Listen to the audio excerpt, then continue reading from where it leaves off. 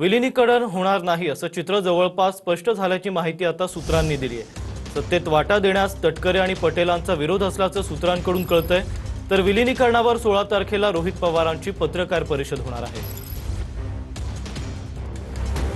राष्ट्रवादीच्या विलिनीकरण होणार असल्याच्या बातम्या असल्या तरी राष्ट्रवादीच्या विलिनीकरणाचा पोपट मेल्याचं जवळपास स्पष्ट झालंय। पवारांच्या राष्ट्रवादीला सत्तेत वाटा देण्यास प्रफुल्ल पटेल आणि सुनील तटकरेंनी विरोध केल्याची सूत्रांची माहिती आहे।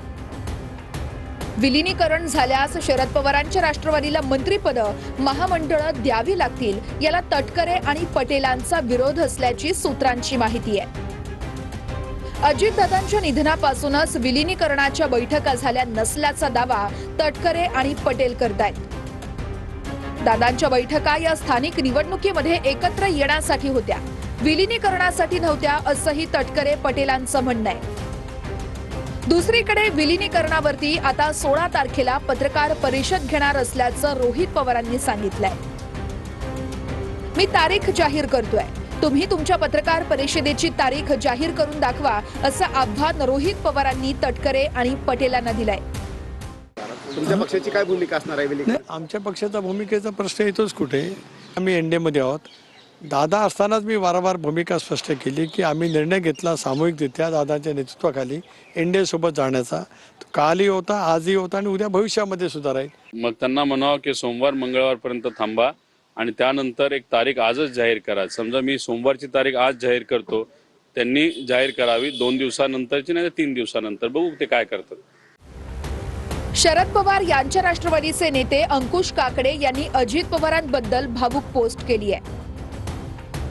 दादा, तुम्ही आज हवे होता, विलिनीकरणाचा मोठा निर्णय तुम्ही घेणार होता अशी पोस्ट अंकुश काकडेंनी केली आहे।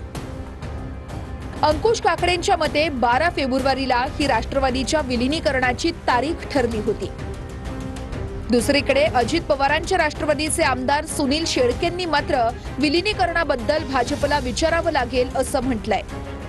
आज ज्यावेळेला 12 तारीख उजाडली त्यावेळेला माझ्या मनामध्ये सहजच विचार येऊन गेला की अरे, आज जर दादा असते तर आपण एकत्र झाल्याचं चित्र महाराष्ट्राला पाहायला मिळालं असतं। आता त्याच्याच नंतरच्या बाबतीतली काय आहे त्यांचे वरिष्ठ निर्णय घेणार आहेत, त्यामुळे आज त्या विषयावरती मी काही फारसं भाष्य करू इच्छित नाही। आगामी काळामध्ये दोन्ही राष्ट्रवादी एकत्रित घ्यायच्या, करायच्या, विलिनीकरण करायचं, मर्ज करायच्या, ह्या ज्या काही सातत्यानं चर्चा सुरू आहेत, महायुतीतल्या प्रमुख पक्षांना विश्वासात घेऊन तो निर्णय केला जाईल आणि त्यामध्ये सुनीत्राबाई वहिनी सक्षम आहेत, त्यांना सर्वस्वी अधिकार आहेत। देशाचे पंतप्रधान, देशाचे गृहमंत्री या दोघांना त्या भेटलेल्या स्वतः वहिनी आणि आमचे वरिष्ठ या बाबतीमध्ये योग्य तो आपल्या सर्वांना बोलतील।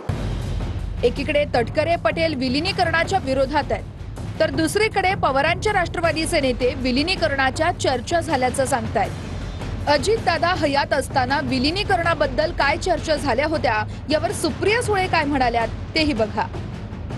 अनेक वेळा लोकांना आवडत नाही मी हे बोललेलं, पण तुम्हाला सगळ्यांनाच माहिती आहे माझं पोट किती मोठं आहे आणि आज माझा भाऊच नाही राहिला हो, त्याच्यामुळे आता काय जुनं उगाच कुणाच्या बद्दल काय काढावा। माझ्या भावाचं आणि माझं जे काय बोलणं होतं ते दादाच्या माझ्यामध्ये आहे आणि ते वास्तव आहे। गेल्या 4 महिन्यामध्ये दादा एकटे पडल्यासारखे आम्हाला सगळ्यांना वाटत होते। काही ठराविक आमदार आणि काही पदाधिकारी हे मात्र दादांच्या बाजूने बोलताना आपण बघत होतो, पण पदाधिकारी मोठ्या लेवलचे, देश पातळीचे आणि राज्य पातळीवरचे मात्र दादांच्या बाजूने न बोलत होते, न दादांबरोबर प्रचाराला त्या ठिकाणी फिरत होते।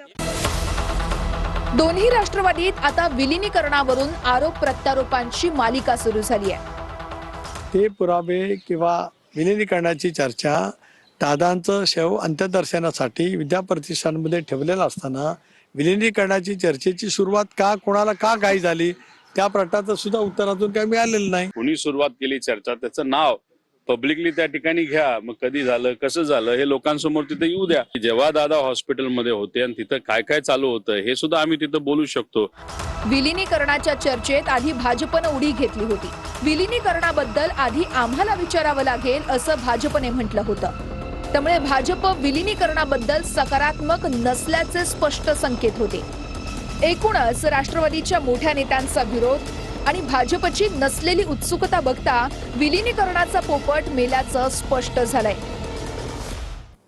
राष्ट्रवादीचं विलिनीकरण होईल की करा असं मी बोललो नव्हतं असं आता झिरवाळ म्हणतात. विलिनीकरणाच्या मुद्द्यावरून नरहरी झिरवाळांचा हा युटर्न पाहायला मिळतोय. दोन्ही राष्ट्रवादी एकत्र येतील अशी चिन्ह दादा असतानाच होती असं आधी झिरवाळ म्हणाले होते. राष्ट्रवादी दोन्ही एकत्र येतील, कारण राष्ट्रवादी एकत्र येण्याचे चिन्ह तसे दादा असतानाच त्यांनी सुरू केलं होतं.